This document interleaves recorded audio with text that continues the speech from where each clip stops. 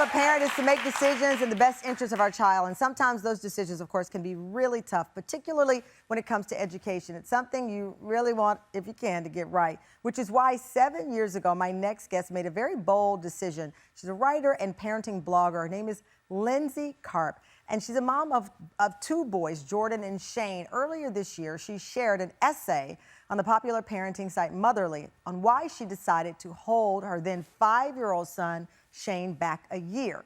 She's not alone. She's part of a growing trend of parents delaying starting their kids in school. It's commonly known as redshirting. It used to be applied to sports, and now it's widely used at different schools at different ages. TamFam, please welcome Lindsay Karp to our show. Lindsay, thank you so much for joining us. Yeah. So, I did not know about redshirting until my son started school, and I want to start off with something because you've written about this, many articles about it.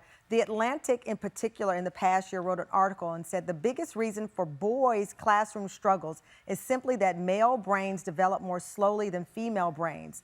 The prefrontal cortex matures about 2 years later in boys than in girls.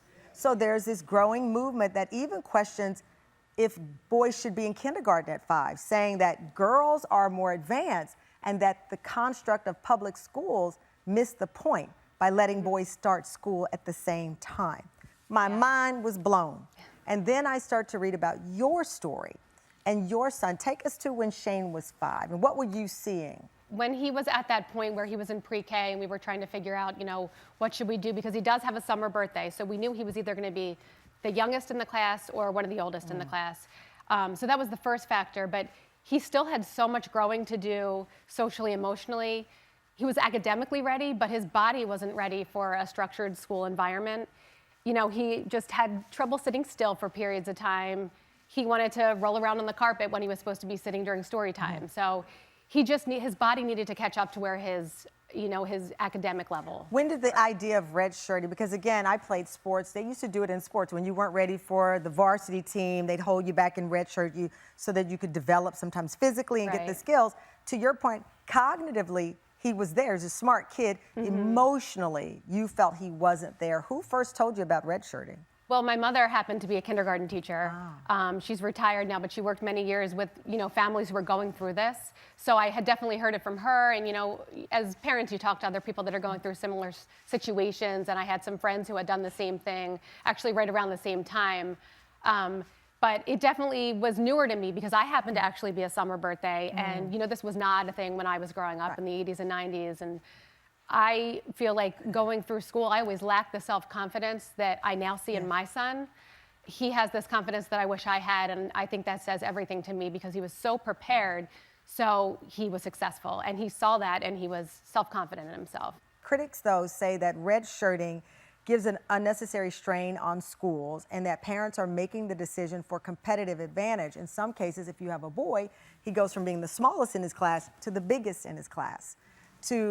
Some girls become more mature, and so they've outpaced the other kids to get an advantage. You obviously did not do that, but that's some of the concern that there are parents out there who are misusing it so that their kid can outshine the younger kids in the class. Yeah, I think it's important as parents, we have to make a decision that's right for our child. Every child is unique. They take different amounts of time to mature and to be ready for that structured school environment. So I can see. Are there rules to it? Do certain schools say, Yeah, there are cutoffs, and I think the cutoffs are great, and they're very helpful for many children. What are the cutoffs? The cutoffs refer to, if your child is 5 by, I think every school district is different, but if 5 by September, they should go on to kindergarten. And like with Shane, he turned 5 in July. So he did meet the cutoff, but we were just seeing that he just wasn't quite ready yet.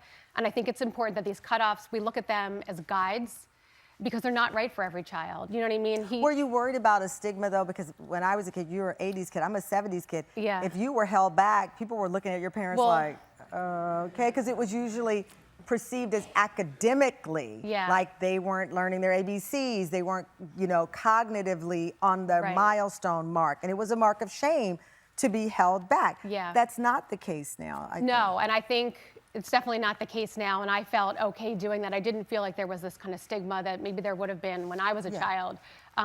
But, we did have a piece of, he kept coming to us saying that, you know, I'm going into 3rd grade, but I should be going into 4th grade. So even though we were like 98% sure we made the right decision, that small piece of me as a mother, I was just upset that he kept dwelling on this idea that he had 2 kindergartens. And I felt like as a mother, maybe he felt like he wasn't good enough and that's why he had to. So when you talk about, you know, the stigma, I almost feel like he felt that stigma.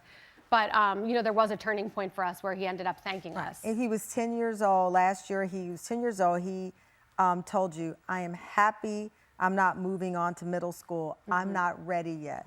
Yeah. I mean, the fact that he could wrap his head around that was amazing.